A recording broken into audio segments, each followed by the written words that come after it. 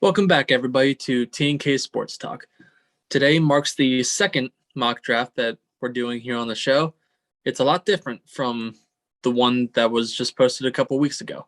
A lot of trades have happened, in the actual draft order, and a bunch of teams have made upgrades at positions where the picks I made for them a couple weeks ago are no longer valid. So here we are, a couple weeks later. It's time to do another mock draft. Jacksonville, obviously the first overall pick. I feel like they can really, try to make a way to trade this first overall pick if they would choose to. I mean, you look at Detroit, they're in the market for a big time edge rusher. And I think the drop off from Aiden Hutchinson to the rest of the board is actually a pretty significant gap. So if Detroit can, just call up Jacksonville, see what the price is, maybe you can work something out. But seeing as there's no offers yet, and I really don't think a deal will be made unless it's, right before the draft or even while the pick is trying to be made. But Jacksonville still holding the first pick. They go Aiden Hutchinson, defensive end out of Michigan. I mean, this young man had 14 sacks in the Big Ten. I mean, you talk about a conference that is elite in the trenches of the game. And Hutchinson was part of a dynamic duo in Michigan, himself and David Ojabo. Unfortunately, Ojabo is injured now, and it has plummeted his draft stock significantly for the rest of the NFL to where he could even end up being a second-round pick now. Maybe someone picks him at the back end of round one, but who knows? But Aiden Hutchinson is the safest pick in this draft, considering there's not a consensus number one overall selection in this draft. I mean, we've seen drafts that have Myles Garrett, home run number one pick. Baker Mayfield, he was a non-consensus pick. And look at the Browns now. They just went to Deshaun Watson because that didn't work out. But if you're Jacksonville, you got to stay with the board. You got to stay with best player available in this draft, and that's Aiden Hutchinson. Then you get to Detroit at number 2. This is what I was talking about. The drop-off from Aiden Hutchinson is really significant to the rest of the edge rushers. But regardless, I have Detroit taking defensive end from Georgia, Travon Walker. Anytime you're on a national championship team, you're going to get attention. That's just the way it is, right? And Travon Walker had a good season, 6 sacks on a loaded defensive front that had the likes of himself, Jordan Davis, and Devontae Wyatt. All 3 of those guys are easily going to go in this first round, maybe even all find their way into the top 15. But seeing as Detroit is not in the market for an offensive tackle, and I don't feel like they'll go with a defensive back with the second overall pick, I feel like you have to go edge rusher here. And aside from Kayvon Thibodeaux, I think that Travon Walker is the best selection that you could go here after you see Aiden Hutchinson go off the board first. But then you get to Houston. They're in the market for a quarterback, but there's none worth taking with a top 5 pick this year. There's just not. So I'm having them go with the safest pick in the draft. May not be the best player, but I think he's the safest one, and that's Evan Neal, offensive tackle out of Alabama. Now, we could see Houston, trying to play chess and not checkers here. You take Evan Neal, 3rd overall, and you find yourself needing a quarterback again next year and being in the top 5, and you could take Bryce Young, who Evan Neal was just protecting all season long, and they went to the national championship. So I could see Houston trying to go that route, but either way, Evan Neal is the best offensive tackle in the draft. I don't think there's a way that you could go wrong by selecting him. Then we get to 4, the New York Jets. They have 2 picks in the top 10, number 4 and number 10. And I feel that there's a couple different ways that they could go here. They obviously have their quarterback, Zach Wilson. There's no running back worth taking, and I don't think a top 5 pick is right where you want to take a wide receiver. And I have them going to the defensive side of the ball, and that's safety Kyle Hamilton out of Notre Dame. There's been a lot of speculation out there right now that Hamilton's draft stock is kind of sliding into like the top 10 area rather than top 5. I really don't buy that. I think when you trade away Jamal Adams a couple years ago, and landed these picks that got you where you are, and you can land Kyle Hamilton, who's among the same grade as that of a Jamal Adams, I think it's a big time win. Kyle Hamilton the past few years has been an absolute animal for Notre Dame. Notre Dame doesn't get a whole lot of attention recently with its prospects, but Kyle Hamilton is a big time exception. He can play anywhere on the field. He can play, big nickel, being really close to the line, or he can be the traditional safety to hang back in coverage and help out the cornerbacks. I feel like it's the right pick for the Jets here to go defense. They could go Sauce Gardner, but again, top 5 pick, it's tricky. Then you get to the Giants. There's a lot of things that they could do here. They could go defensive end. They could go Kayvon Thibodeaux, at the selection. But for here, you really need to upgrade the right tackle position. And seeing as you have Saquon Barkley, I think you need to go with the best rushing tackle in the draft, and that's Ikem Ekwonu out of North Carolina State. Now, not only is he the best run blocking tackle in this draft, he had 203 passing snaps last year and didn't allow a single sack. In the ACC, where it's another conference where it works really hard in the trenches. And if you have an offensive tackle that can keep a quarterback like Daniel Jones upright and force him to not have to make so many rash decisions leading to turnovers, which has absolutely killed the Giants in recent years with him, I think it's the best case scenario to go with an offensive tackle that can feed into your offense, which is what you do best, and that's running the ball. But then you get to number 6 at Carolina. I feel that they're just in the market for a quarterback. Last year we saw them try to work something out with Sam Darnold, but it's clear to everyone that Sam Darnold's just a bust. There's no way to get around that. Thankfully, they only gave up a second-round pick for that. I mean, still pricey, but you still hang on to number 6 here, and you take Malik Willis out of Liberty.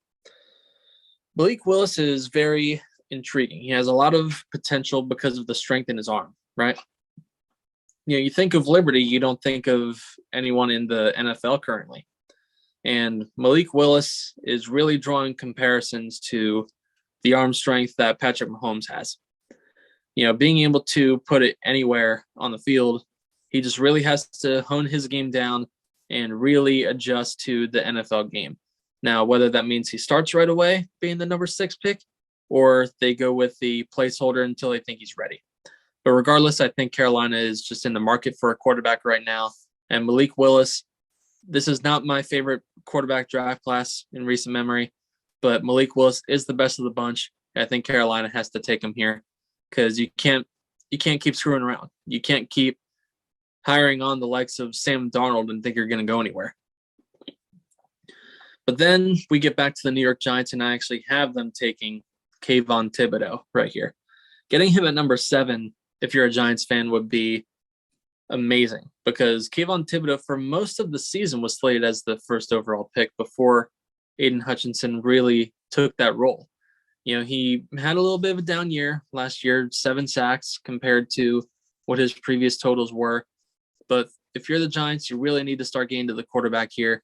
You have the Eagles, you have Jalen Hurts, Carson Wentz, guys that can escape the pocket. And one of the things that Kayvon Thibodeaux has always done well is being able to escape his offensive tackle and being able to chase down the quarterback in the Pac-12. I think this is a really good pick for the New York Giants here if Kayvon Thibodeaux is on the board.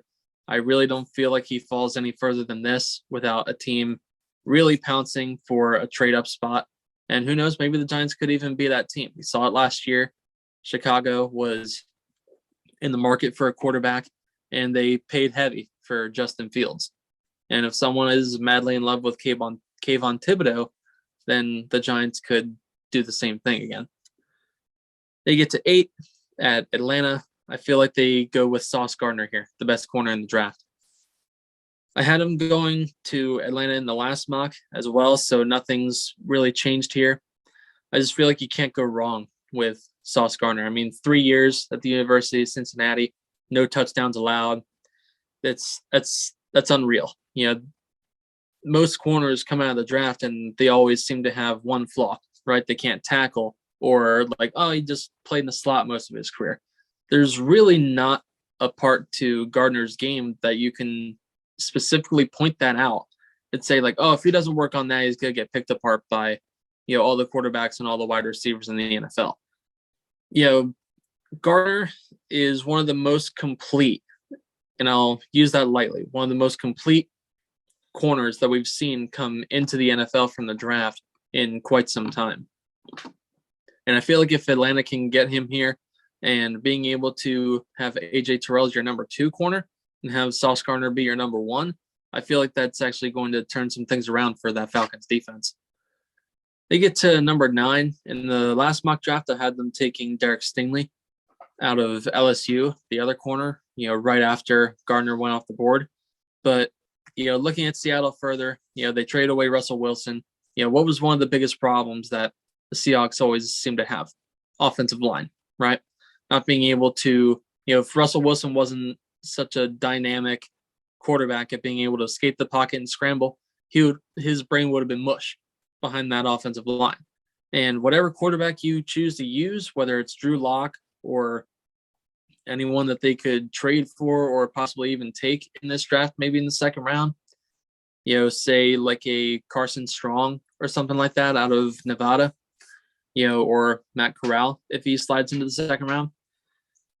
But I have them going Charles Cross here out of Mississippi State, offensive tackle. I just feel like you really need to start working on your offensive line for your next quarterback, because not everyone is going to be Russell Wilson being able to bail you out of poor quarterback play. Then you get to number 10 with the New York Jets. This is really where I feel like the wide receivers are going to start flying off the board. And the first one for me that goes off is Garrett Wilson. As an Eagles fan, it would really hurt to see him go 5 picks before us. Maybe the Eagles could do like they did last year and trade up for Devontae Smith, but I just don't see it happening. Garrett Wilson, I had him going to the Jets in the last mock as well. One of Wilson's best traits is being able to get back to the ball and make plays for his quarterback and really take some of the load off, and he can really dominate at all points of the field. I really think he's the best pure route runner in this draft.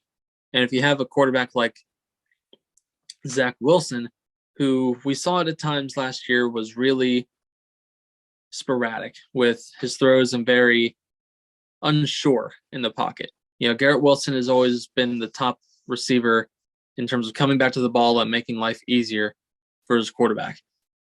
Getting him here at number 10 after you get Kyle Hamilton early in the top 5, I feel like that's a really good start to building the Jets back up. Then you get to number 11, the Washington Commanders. They're under new quarterback Carson Wentz. Everything still looks kind of the same there, but I think you can't make the same mistake that Indianapolis did. Say hypothetically Carson Wentz is just too far gone and it doesn't work out in Washington either. Then you're stuck. I think you need to take Kenny Pickett here, quarterback out of Pittsburgh. I feel like most of the quarterbacks, with the exception of Malik Willis, you really need to give them a year to learn the NFL game. And I feel that this is a unique opportunity for Washington to really see what they have in Carson Wentz. And if it doesn't work out, you can bring Pickett in if you think he's ahead of the game, or you can just ride it out, get a top 10 pick next year, and then you still have your quarterback and you can get offensive line or build another piece of the defense. Another piece that they could go to here is taking that of Jordan Davis, because we saw that they lost Matt Ioannidis. There's no real run-stopping defensive tackle now on that Commanders defensive line. But right now, I still have them taking the project quarterback, Kenny Pickett, to sit behind Carson Wentz. And speaking of Jordan Davis, I have him going here, number 12, to Minnesota. Minnesota could go corner here. Andrew Booth, Derek Stingley, Kyer Elam, Trent McDuffie. But I really feel you really need to start working in the trenches. You took an offensive lineman last year, and that worked out. You need to take another safe selection in the trench, and that's Jordan Davis here. I mean, We saw it at the combine, 341 pounds and ran a 4.78 40. I mean, that's ridiculous for a defensive tackle. This is a guy that teams should be salivating over, especially if he escapes the top 10. With a combine like that, he could easily get picked by Washington or even the Jets for that matter at number 10. But right here, I feel like if Minnesota can get Jordan Davis, it's really good value and helps build that defense. Then you get to number 13, Houston. Got another edge rusher going off the board, and that's Jermaine Johnson out of Florida State. This guy really had a strong showing at the Senior Bowl.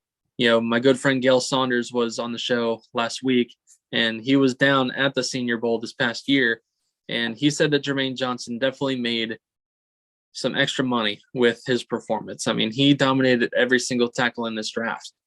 And if Houston, they went Evan Neal in this mock draft at number 3. And if you can get Jermaine Johnson, who has really showed out these past few months to really raise his stock, it really shows that he's ready for the NFL game.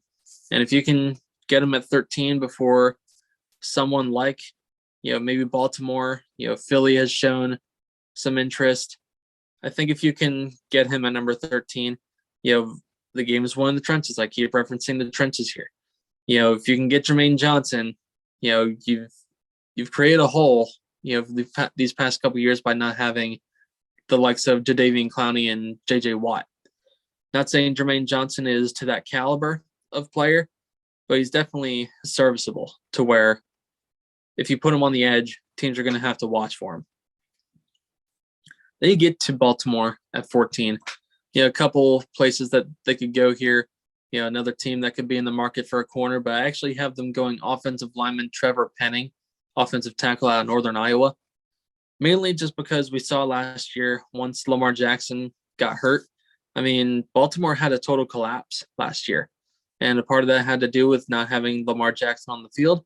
Why wasn't he on the field? His offensive line, despite how great of an athlete that Lamar Jackson is, he can't do everything. And when that happens and your offensive line starts to crumble, you see injuries like the one that Lamar Jackson got. And Trevor Penning has been compared to the likes of Jon Runyan, Eagles legend, NFL legend in general.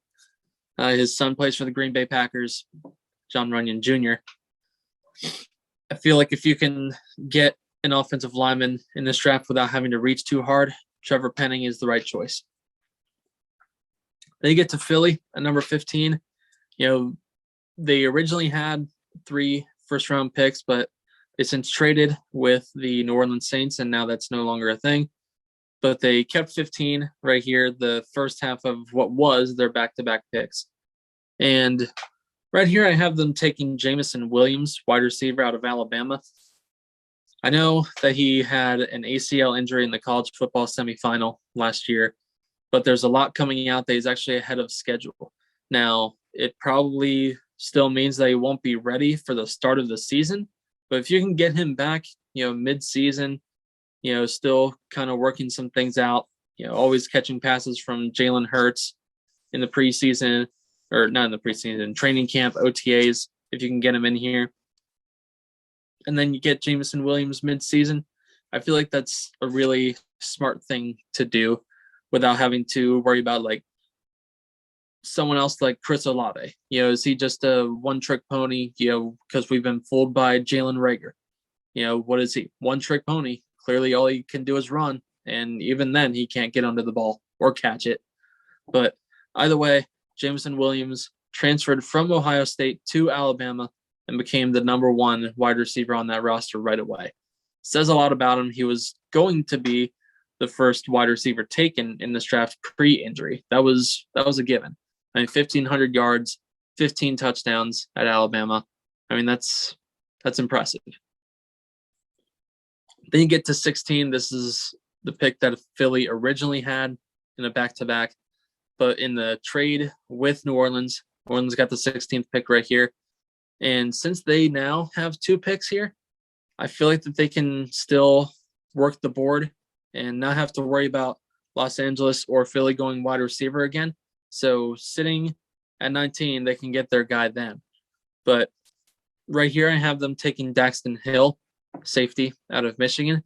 Mainly, I mean, you have a hole in your secondary. Marcus Williams, he was your guy back there for a lot of years. And now Daxton Hill is really raising his stock himself on a lot of boards. I think a lot of that has to do with, being teammates with Aiden Hutchinson, gets a lot of attention, when your teammate is the number 1 overall pick. But if you can get Daxton Hill here and plug that hole at safety, I mean, Daxton Hill is a very good tackling safety. And not that you want your safeties to make a lot of tackles, because then that means your corners are getting beaten and so are your linebackers. But Daxton Hill showed a lot of promise in being able to get to the open receiver and get to the open running back and make a play. And if New Orleans can get him here, I feel like that's a safe option. Then you get to the Chargers here. Nothing changes from my last mock. I still have them taking Devontae Wyatt out of Georgia here. Mainly because, if you can get an interior presence in that division that has now Russell Wilson, Patrick Mahomes, and Derek Carr, you need someone to jam the middle, while Joey Bosa is working the edge. And if you can pair those two together, I feel like that's a really, really good duo for that division. Then you get back to Philly here. What are we in the market for? Someone to pair alongside Darius Slay, right? Seeing today that the Eagles are holding a meeting with Andrew Booth Jr. out of Clemson. But with how the board looks, I have us taking Derek Stingley Jr. Derek Stingley had a truly remarkable, to say the least, 2019 season. Then again, so did the rest of the LSU college team, on the route to an undefeated college season to the national championship. He had 6 interceptions that year, but since then it's been troubling. I mean, only 10 games played in 2 years. If anything, that's going to cause him to slip in the draft as far as he has in my mock draft. But if you're the Eagles and you're looking for a second corner and a rookie to learn under Darius Slay, you need to go with someone where if they can get back to what they once were in 2019 and put them alongside Darius Slay, you're looking at a really good rookie to pair alongside a Pro Bowl corner. But then back to New Orleans, right here at number 19, I have them taking Chris Olave, wide receiver out of Ohio State. I just feel like this is one of those things that just match too well. I mean, you have Michael Thomas, slant boy, but then you can have Chris Olave going over the top. New Orleans needs to make sure that they're not so terrible next year with not having a first-round pick that goes right to Philadelphia. You need to make sure that that's not like a top 5, top 10, or even top 15 pick. And Chris Olave is one of those home run hitters that you can put right in the slot, and you can just tell him to get under the ball. And, Jameis Winston being back on the team, or Taysom Hill, no matter which way they go, they can throw it to Chris Olave once Michael Thomas is being double covered, and he's going to make you pay every time in one-on-one coverage. They get to Pittsburgh at 20. In the last mock draft, I had them going Kenny Pickett, but he's off the board to Washington in this mock draft. So I have them going wide receiver Drake London out of USC here. We saw them part ways with Juju Smith-Schuster. Still have Deontay Johnson, who, in my opinion, is one of the most underrated wide receivers in the entire league. And you have Chase Claypool. But what do I feel like you really need in this Pittsburgh offense is a big-bodied wide receiver like Drake London who can get those tough. Like if you're looking for a catch on a 3rd and 5 or a back shoulder throw, Drake London is your guy. I really don't think that there's an offensive lineman right now that you could take, unless you would go for Tyler Linderbaum out of Iowa here, or another offensive tackle, later in the draft if you would choose to trade back. That could be an option so that they don't have to reach for a quarterback. So right here, just Drake London, I feel like he's a big-bodied receiver that really can bring something to Pittsburgh that they haven't had in a little while, and that's someone that can really go up and take the ball from any corner that he's matched up against. They have New England at 21. I just feel like their biggest need, we saw them part ways with Stephon Gilmore. I think they take care of that right away and select Trent McDuffie out of Washington. There's another one of those guys where It could be Andrew Booth, it could be Trent McDuffie. But I feel like going Trent McDuffie here definitely allows you to be versatile with him, because most of his tape comes from the slot position, playing underneath, taking the slot receiver away. And that led to a really big year for him. He played alongside Kyler Gordon, who could be, a late second round guy as well. But I feel like McDuffie can not be the same type of corner that Stephon Gilmore was, or even like Malcolm Butler is. I mean, I'm pretty sure they brought him back. Could be wrong. But with McDuffie here, you can plug him right into the slot, and he's immediately going to make things happen for you. Then you get to Green Bay. No more Devontae Adams. Could go wide receiver here, but I have them going Devin Lloyd, linebacker out of Utah here. I feel like the linebackers have fallen long enough in this draft. Devin Lloyd has been slated as 1A or 1B to the other linebackers in this draft. That of a Nakobe Dean from Georgia. And I feel like if Green Bay can get their hands on him, it can really take care of the middle of the field, that you always have to worry about Dalvin Cook getting to the outside in those tough games against Minnesota, DeAndre Swift, guys of that nature. You always need to make sure that you have a quality linebacker back there. It seems like the Packers always have, but you can always upgrade, and Devin Lloyd is certainly an upgrade. They get to Arizona. No more Chandler Jones in town. I feel like they go George Karlaftis here. A lot of people are kind of knocking him a little bit. I feel like he could easily fall to a spot like this. Only 4.5 sacks last year, when in the preseason he was viewed as someone who was a top 10 pick, but really needed to prove why he was slated as a top 10 pick. And he did have a little bit of a down year by most accounts to what was expected of him. And if Arizona can get him at 23, I feel like they should be jumping up and down with that pick. The knock on him is his arm size and not being able to really bull rush an offensive tackle or have many moves to get to the quarterback. Then we get to 24. It's another linebacker going off the board. It's Dallas, and they go Nakobe Dean. We saw last year, they parted ways with Jalen Smith, and they still have Leighton Vander Esch, but unfortunately, a lot of his playing time is going to be limited due to always injury concerns that he seems to have. If you can get Nakobe Dean, who is an excellent run stopper and a pass rusher in the NFC East, NFC East, as everyone knows, has been sad, the past about 5 years now, maybe more. But if you can get a bull rushing linebacker, we saw a guy like Khalil Mack, be a linebacker, then transition to a defensive end. You have Micah Parsons too. Guy's an absolute stud, but you need another linebacker, and I feel like Nakobe Dean fits the mold. Maybe they could go a guy like Chad Muma in the second round. He's an underrated guy out of Wyoming, but I feel like if Nakobe Dean is on the board, if you're Dallas, you got to take him. Then you get to Buffalo at 25. I feel like you really need to get offensive line help for Josh Allen. We just saw the Bills today extend Stephon Diggs on a 4-year contract. That's big.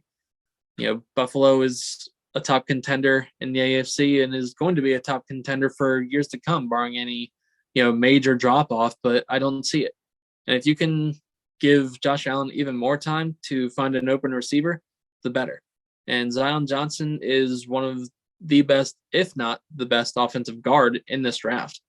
Kind of a guy that always seemed to fly under the radar by most boards. Guards, unless you're talking about a guy like Quentin Nelson, going in the top 10 a few years ago, you're really talking about a position that doesn't get a whole lot of looks. It says a lot about an offensive guard to get picked in the first round. They get to Tennessee. In my last mock, I had them taking Desmond Ridder, but I just don't feel like that's the case anymore, seeing as Tyler Linderbaum has really has really taken a hit in his stock in recent weeks for reasons can't really explain. I think a lot of it has to do with his size, but you look at the guy, if you're an Eagles fan, you talk about Jason Kelce. You always talk about his size, and he's, top 3 center in the entire NFL. And if Tennessee can land him at 26, I think that's one of the best steals of the first round. University of Iowa, for most of the year was even viewed as, a top 15 pick.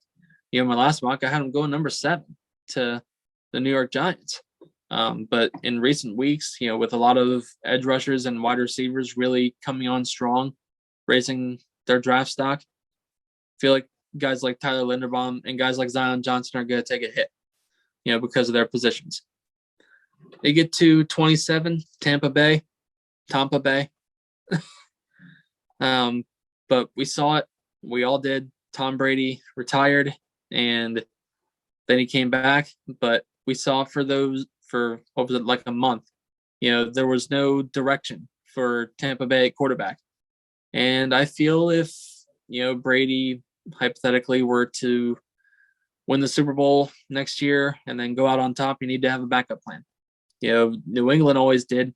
They always had Jimmy Garoppolo just in case that scenario would happen. And I feel like Tampa Bay needs to go that route and go with Matt Corral out of Ole Miss. This is a guy that could go in the mid-second round. But Tampa, you're bringing most of your guys back again. Chris Godwin is returning. Many other names coming back. Running back. They see Tom Brady come back, they want to come back. But Matt Corral needs to learn under Tom Brady, get the feel. No more Bruce Arians in there, but he's still in the front office. And I feel like he needs to get in the general manager's ear and really talk about we saw what we were getting ready to go through with no Tom Brady.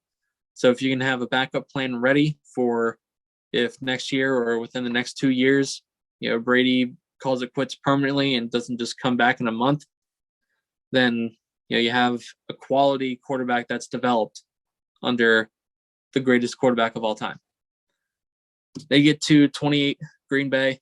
Now they take a receiver, and that's Treylon Burks. I had him going to Philly at 15 in the last mock draft that I did. But Green Bay, obviously no more Devontae Adams. Your number 1 receiver is Adam Lazard. You're not going to win any football games with, of course you're going to win football games with Aaron Rodgers, but clearly not many if your wide receivers look like that. Treylon Burks is one of those guys where for some reason he was viewed as maybe the top receiver a few weeks ago going into the combine, but Garrett Wilson and Chris Olave, guys like that, have really set themselves apart, and that made Treylon Burks take a major hit. But I feel like if Green Bay can get him here, that's a really good replacement for Devontae Adams, if there is even one. But you need to get Aaron Rodgers some help. It's about time you take a wide receiver in the first round. And if Treylon Burks is your guy, then it's a damn good receiver to take. And then you have Kansas City with back-to-back picks here. I'm going to go through them both really quick. 29, I have them going Lewis Sine, safety out of Georgia. It once again comes back around to whatever happens with Tyrann Mathieu. If he continues to stay away, then you go safety here. If you're somehow able to bring him back, then that pick changes. But then number 30, I have them going Christian Watson, wide receiver out of North Dakota State. They traded Tyreek Hill to the Miami Dolphins, and Christian Watson is really a guy that you need to keep your eye on. I mean, we saw the LA Rams, Cooper Kupp came from an FCS school. You really need to take a look at Christian Watson here and see everything that he does best. He dominated the Senior Bowl, dominated all the top corners that are in this draft. You want to talk about a guy that can take jet sweeps to the house. This is your guy. And right now you're missing a guy like Tyreek Hill in that offense. You're still, rolling with Patrick Mahomes. Still got Travis Kelce. You have Juju Smith-Schuster now. If you can get Christian Watson, kind of plug him in at the slot and let most of the offense just roll and do its thing under Patrick Mahomes, then I really don't think you miss a beat. They get to Cincinnati, Super Bowl runner-up. One of the biggest reasons why they lost is the cornerback position. Eli Apple is absolute toast. And they get an upgrade here with Andrew Booth Jr. This is the guy that could go in the top 20 easily. Could even go to one of the Eagles picks. I mentioned earlier, he's meeting with the Eagles today. He could go as early as there. But if he were to slide, Cincinnati would be all over him. This is one of those guys where, you really see him make a lot of plays on the free runner, whether that's the running back or the wide receiver setting up a screen pass. Andrew Booth is one of those guys where he can play off, he can play close. He's really a complete corner. And if you can get him at 31, if you're Cincinnati, Eli Apple's gone. He's just back on a 1-year deal. If you get Andrew Booth, there's no real sense to keep Eli Apple. He's one of the reasons why you lost that Super Bowl in the first place. But rounding out the mock draft, ending it here with Detroit, I have them going quarterback Sam Howell out of North Carolina. This is a guy where I feel like his potential will really skyrocket if he sits behind Jared Goff for a year. And even if he comes in and could even beat him out. This is one of those quarterbacks where he was viewed as, the top guy in this draft. Early preseason, it was Sam Howell and Spencer Rattler. Now we're seeing Sam Howell at the back end of most mock drafts, and Spencer Rattler, he sucked this year, and now he transferred from Oklahoma to South Carolina. But if you're Detroit, and if you can get a quarterback here at the back end of round 1, I feel like that's really good value for the selection that you're at, especially after getting a guy like Trayvon Walker at number 2, or even potentially trading up to get Aiden Hutchinson. There's a lot of things that Detroit could go to with building this team back up. I feel like they have the right coach in Dan Campbell, but you need a real quarterback. Jared Goff isn't going to be the long-term solution here. You have Amon-Ra St. Brown, say Sam Howell beats out Jared Goff. He already has a number 1 wide receiver there in Detroit. That's going to make life a lot easier if you're a quarterback in Detroit. But I want to thank everyone for tuning into this episode of T&K Sports Talk. I will be right back here next week with another video. Thank you, guys.